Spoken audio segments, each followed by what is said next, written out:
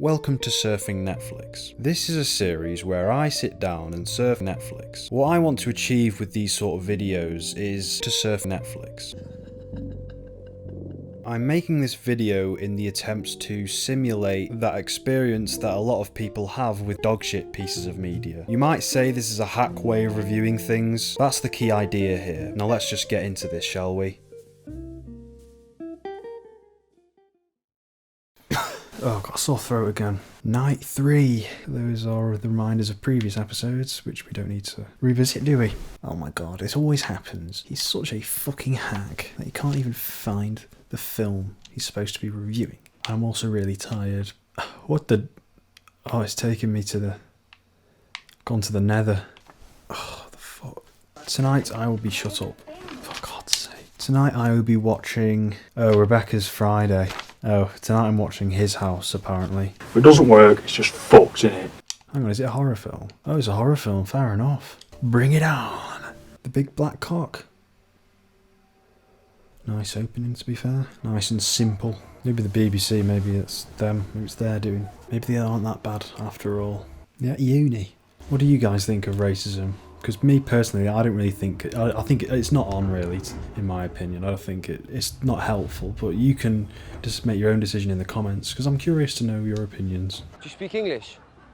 Yes. Come here now. Is it going to be haunted? I reckon if ghosts were a thing, they'd be like people like this who are just having such a shit life already. Be like, okay, we're going to just leave until someone else comes in, because fucking hell, we're not giving these people shit. Like, even ghosts, they won't go that far. It's not haunted. Not by ghosts, anyway. But by the white man.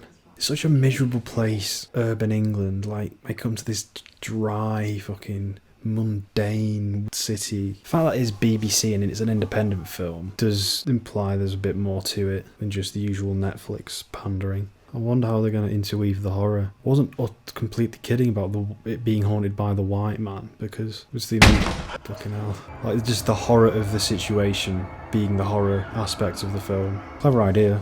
Like, his PTSD is what's making him freak out, not actual ghosts, or like if that was like a kid throwing something at the window, just a group of kids being a bit racist. That's also like racism itself being the adversary, racism itself being the demon. Fucking hell, what the fuck?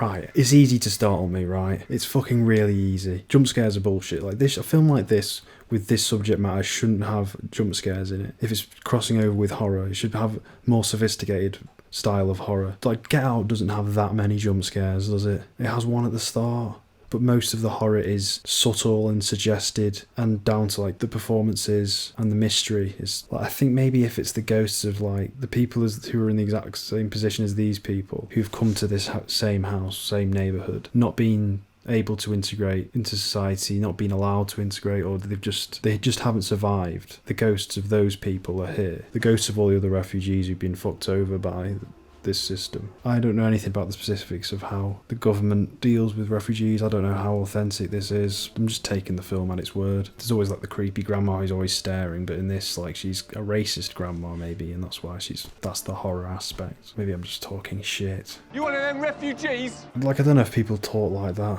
You one of them refugees, innit? He's big, he's red, his feet stick out the bed. Peter Crouch, Peter Crouch. Genius. That was a good scene. That's a genius move on his part. No matter how racist a British citizen can be, football always comes first. I like it's very understated. There's not like any overbearing music. It's just stay in the life sort of thing. I'm scared because there's going to be jump scares. There's going to be scary face popping out at me, and it'll startle me. It's not fair. Like, I'm a jumpy fucker, I am, so it doesn't count. So far, the weakest aspects of this film are the horror aspects. Like, the other stuff, the day in the life stuff, I really like that pub scene, just very subtle, very realistic. British characters are a bit more tongue-in-cheek, a bit more like, oh yeah, are you that refugee? But in terms of, out of most of the stuff I've watched so far, it's another one of like the good ones. I'd probably recommend it. Get out of my house, racist demon.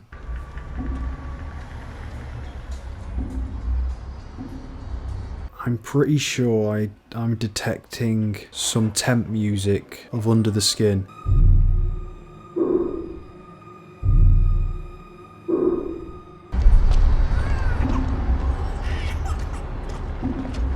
Very much taken from this particular piece of music. Yeah, this is one of the more intriguing films I've seen. So it's basically just trying to be like, okay, presenting urban Britain as this foreign horrific place, because that's what it would be like for these people. Again, clever idea. Just don't need the jump scares, don't need the horror cliches. You can do it with just stuff like this. Just creepy wide shots with eerie music. Kind of feels soulless because it's just Britain, it just feels empty. Like, it should just focus on the creepy aspect of real things, because that was like the best part of this. It shouldn't actually have a real paranormal stuff going on. Could always say it's in their heads, it's their PTSD. The ghosts and the hauntings just being PTSD. That's also fairly cliche. And everything else I can take seriously. Okay, I've watched 37 minutes.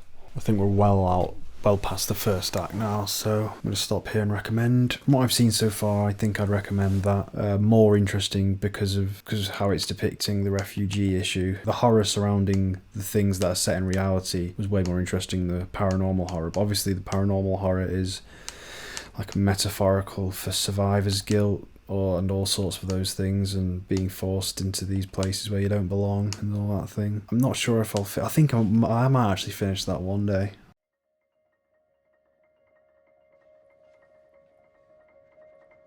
Later on, I did actually watch the rest of His House. It's a pretty good film. I think I'd recommend it to most people. It uses the horror genre to depict the issue of immigration, and that's what makes it interesting. I really liked the way it depicted urban Britain from the perspective of migrants. It's obviously quite low budget. It is a very metaphorical film. It's interesting, but it is fairly obvious. Maybe it could have been a short film. It kind of reminds me of a Black Mirror episode in that way, but like a horror version. The two characters in the film represent the two opposite ends of the spectrum when it comes to dealing with their situation. One character renounces their former culture and attempts to fully embrace the British culture. The other utterly renounces British culture and can't let go of their former life. It is interesting and thought-provoking, very allegorical. It's well acted. The best scenes were just when the main characters were interacting with British people and trying to fit into this new society. Those scenes were very creepily done. Lots of disconcerting wide angles. All these very still extras all looking at the camera, looking at the main character. Everyone around them felt empty and amoral. It's a really effective way in depicting how real immigrants must feel when they're trying to adapt to this new culture. It wasn't really preachy, it felt authentic, it was coming from somewhere sincere. The cinematography was always putting emphasis on the disconnect between our main characters and the British population. The weakest part of the film was definitely when it leaned more towards the goofy, supernatural, conventional horror film sort of tone. The creepiest bits were when they were just trying to attempt to fit into everyday British society. We get the sense of how alien it is to them. It got that across really well. I live in Britain and all this scenery should be familiar to me, but even I felt that I was in a place where I didn't fit in. All of the supernatural ghost stuff probably isn't real in the context of the film's universe, but still the film did let itself down with a few jump scares here and there. It got a bit more goofy towards the end and it did lose me for a minute. It was all definitely metaphorical. It did end up staying true to the ideas it was exploring. There are some subtle bits and there are some not so subtle bits. It's sort of a mix of both, but it's a decent film overall.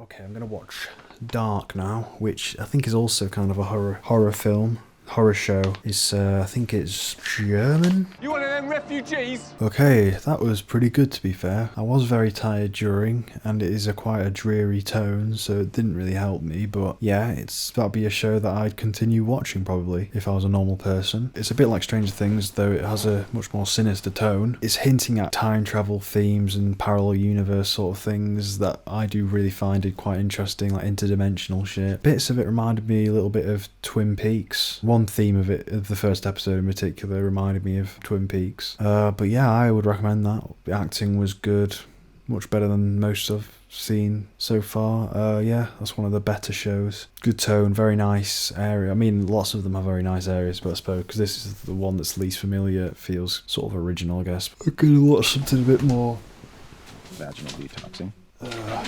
Lively. Yeah, let's watch Criminal United Kingdom. No comment. No comment. No comment. No comment. No comment. No comment. Do you lose your temper when you're tired? No comment. No comment. No comments all the way. No comment. Real world came calling. No comment. No comment. No comment. Not a good title. Criminal United Kingdom. You killed her, didn't you? You can't. The whole episode is just them asking him questions and him going no comment, just without anything else happening. No comment. You a sick fuck? No comment. Were you conducting a sexual relationship with your 14-year-old stepdaughter? No comment. No comment. No comment. No comment. No comment. Sustained to her wrist. how'd it happen? No. Okay, I'm gonna stop here. I'm not really into these sort of British detective things. I feel like there's so many of them that BBC make as well. I'm not gonna watch that. Probably got a really good performance from David Tennant, but that's not enough for me. A good performance is one thing, but just another dark crime thriller where like horrible, heinous acts not presented in an original way. I'm not trying to be an arsehole. I mean, it was perfectly good. You know, it was perfectly fine. I need to put something lively on. Anyway, what's next? Put a bit of You on, because that might be funny. Vaginal detoxing. People buying books because of what's popular, not because they want to be moved or changed in some way. Definitely put one-dimensional characters, it seems. He's just pissed he's got to buy Salinger to feel respectable when all he really wants to do is eat Cheetos and jerk it to eye porn. Pseudo-intellectual narration. He's gonna jerk it off. He's shit. I'm awesome. You have enough cash to cover this, but you want me to know your name. You want me to kiss your feet. Aren't you going to tell me to have a nice day? You want me to tell you to have a nice day. You want me. You want me. She wants me to know her name. She wants me to call her. Oh, look at all these normies around me. I'm so much better than them. I'm like a shit version of Mr. Robot. She wants me to go into the subway and follow her. She wants me to look at her. She wants the Zoom to be here. She wants a generic establishing shot. I was in love once. She broke my heart, Beck. Oh, she really did a number on me. She wanted to do a number on me. She wanted my cock in her mouth. I think this guy's supposed to be like a sociopath or something. Like a discount Dennis Reynolds. I mean, he looks like that, but... Did I mention Always Sunny in Philadelphia and I did that speedrun thing? Yeah, it's also a great show. I think everyone's seen it, though, by this point. You want to be seen. Fuck off. You want me to stalk you? A brother Clyde and sister Anya. That font, fucking hell. Oh, it's such a shit version of Mr. Robot. And then I realized... your online life isn't real, it's a collage. Such original statements being thrown out from the screen. Jesus! He hasn't got very good delivery. But you want people to watch, don't you? Well, then you got Rami Malek, he's got the most perfect voice for it. Am I crazy not to like this guy? Among some of his Facebook likes are George W. Bush's Decision Points, Transformers 2, Revenge of the Fallen. Jesus! Your wealthy girlfriends have just now woken up and have nothing better to do than plan their next pointless yet Instagrammable night. Everyone who posts on Instagram's a piece of shit. Jason didn't even get her something that nice, and Annika finally let him do anal. It's not like terrible, it's just kind of weak. It's trying to be like, oh yes, I can analyze you. I'm good at what I do. Yes, I know about everything. Yes. It's like, no, fuck off. My best friend walked in on you getting your dick sucked by some random woman in a bathroom at a party that I took you to. Brilliant dialogue. That's your apology? I didn't come. That's the one you're going with? I obviously More brilliant dialogue. Fucking hell. Right, I need to change out the audio, so let's just pause this. Wow, I'm impressed at your retardation.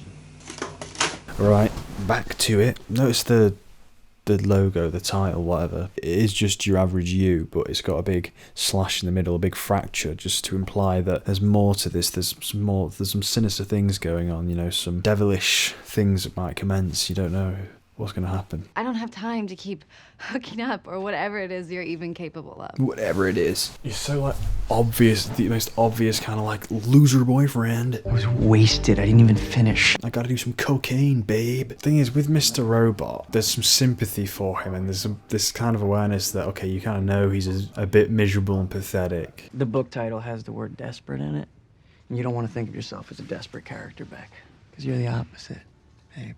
You're the smartest girl I know. Honestly, you blow me away.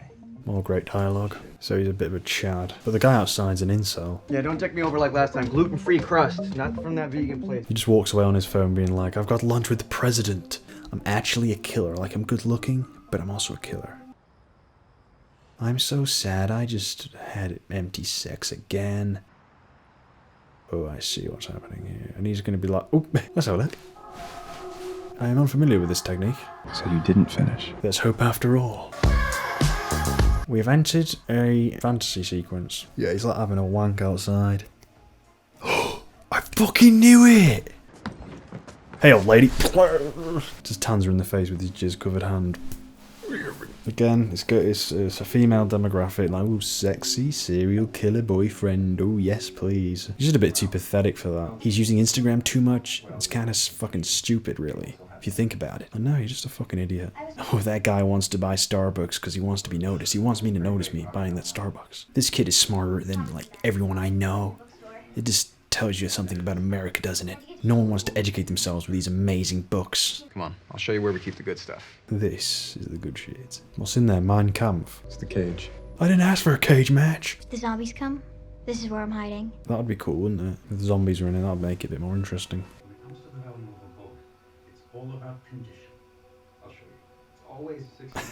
Look how gormless the young version looks. I did it, okay, I get it. You just walk off with strangers? Joe's not a stranger. Yes, he is. You think it's funny, you little creep? Hanging out with my son? My fucking son? I need to punch you in the dick. I have to do what I'm about to do. Jerk off. Okay, thanks. Well, I can just lock up. I'm just gonna drop a deuce on her bed and then jerk off. That handbag sucks my cock. This handbag is everything that's wrong with America. She wants me to steal her laundry. I'm not worried. I've seen enough romantic comedies to know guys like me are always getting in jams like this. I know how much you helped me. It's just... She wants me to have a shower. Jesus Christ. I never go to Greenpoint. But the things you do for love, right? Fuck off. He's such a sad bastard. No, it's cool, because I'm stalking you, but I'm hot. Like when you have to pretend that you first meet a girl when you've like stalked her on Instagram for 2 years. So I don't think he's a serial killer or anything, he's just a sociopath. But a kind of lightweight one. If your IQ is above a certain number, There we go. life is pretty much unbearable. You know, people like me appreciate poems and shit. He's the only person in New York who reads books.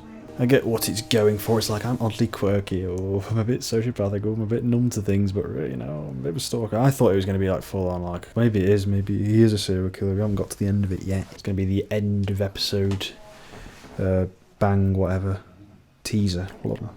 The hook. You know, the first step to fixing something is to know no matter how destroyed it seems, it can always be saved. Ah, you see, it applies to people as well.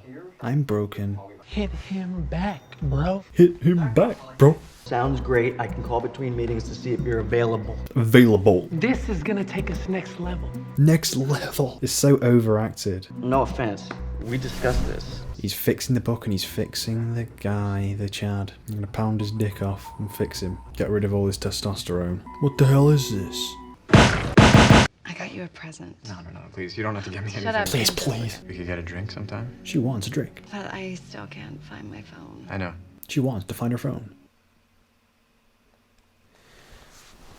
That's very appropriate. Verdict on you.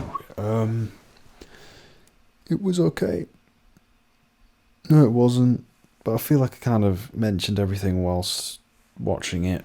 It's just sort of weak. Not very clever, not very well acted. Every character is obvious, even the main guy, who's just is supposed to be that clever guy, snarky. Oh yes, I'm so much better than everyone. Oh, I'm kind of an asshole, but you kind of like me. But you're kind of intrigued by what I say, and you kind of agree in a lot of ways. But nah, you're just a fucking dickhead. It's supposed to be like this grey character, but no, it's just edgy for the sake of it, and this surface level shit. Shit version of Mr. Robot. The Surfing Netflix series was supposed to be this sort of, I would like collect all this data by watching all these different pilot episodes of these shows and just like have this giant recommendation, what to avoid, what to seek out, big thing, big. I thought that it would be an hour-long video or something. Really, it would have been a 10-hour video. That's why there are so many Netflix videos. What I did is for a week in November, every night I recorded just me watching Netflix content for like 5 hours. And yeah, it was a bit of an experiment, but when I was editing some of them, it felt like it was reaction content, like, oh my god, Batcho reacts. I did not want it to be like that. I wanted it to still have commentary in it. I wanted it to still be of value. I didn't want to promote like short attention span viewing, sort of that mentality where you like watch 15 minutes of this. But it's in between, because I'm very picky with shows, because you do have to being very judgmental on the first episode or even the first 10 minutes of certain episodes. But just because it's so kind of, there's just loads of mundanity and just basic bitch sort of filmmaking, and I can't get enthused by it, and I need to really be enthused by the storytelling to watch a whole fucking show. So it was supposed to be like, oh well, Macho's gonna go and solve the Netflix crisis, and he's gonna tell you all the stuff and what to watch. Really, I'm just gonna rebrand it as a douchebag idiot watches Netflix on his fat arse and acts all self-righteous, and he's just a film snob. So that's really what the series is about. But hopefully it'll amount to something later on. I did Monday, Wednesday, Thursday, Friday. Right now I'm releasing Wednesday, but I'm going to edit Thursday and Friday soon. It's not as substantive as a full analytical review. Yeah, so I'll release them every now and then. But yeah, thanks guys, you're so fucking supportive, and I love you guys. Well, I don't really, because I don't know you, but I love the idea that people love me. I love the idea that I can bring just a slither of happiness to your day. Just a bit of escapism. Thanks, guys. Peace out.